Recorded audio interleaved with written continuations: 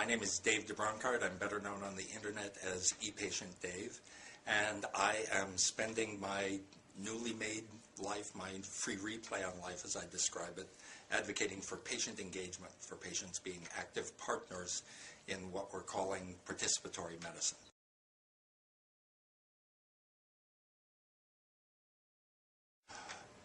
It was kind of accidental.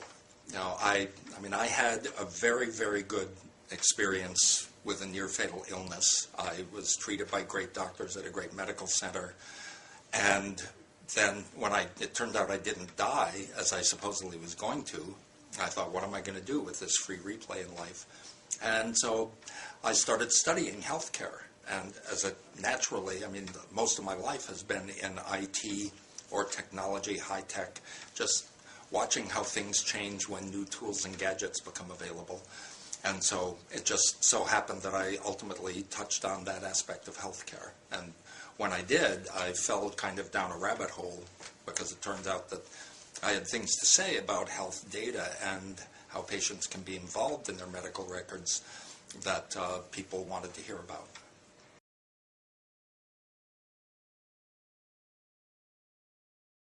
Empower the patients.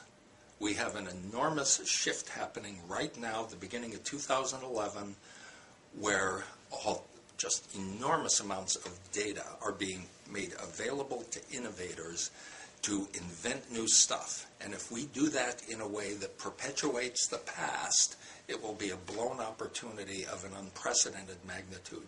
Conversely, if we do it in a way that's intended to empower the grassroots, and when I say empower, I mean make it possible for them to do things that were never possible before, then we can just unleash the dogs of innovation and have everybody go out and play.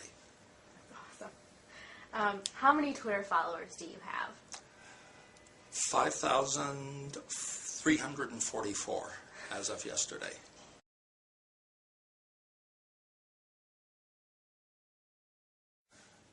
I would like to see in the next 1 to 3 years, and I mean starting now because the time is ripe, absolutely ripe right now, for patients to be the ones who become the owners of their medical records, their medical information.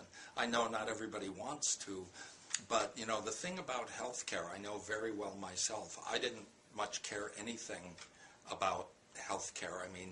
Doctors' offices, I'm going to oversimplify, I'm going to overdramatize here, but doctors' offices to me were kind of like appliance repair places. There were places where you need something, you go shop for it and you find it.